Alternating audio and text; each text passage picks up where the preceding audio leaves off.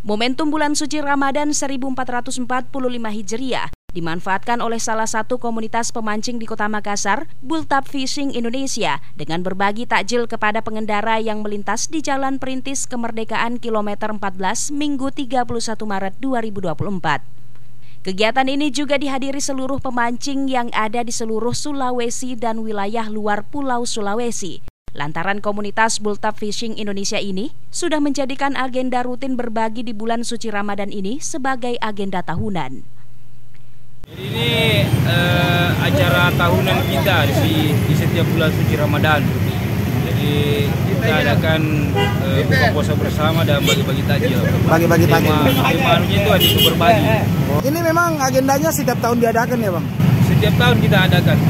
Ini sudah menjadi agenda tahunan kita di komunitas pemancing ini. Sebanyak 750 dos takjil habis dibagikan dan kegiatan berbagi di bulan Ramadan ini sudah menjadi agenda tahun di komunitas pemancing ini. Ilham Syam, Fajar TV dan Fajar Radio melaporkan.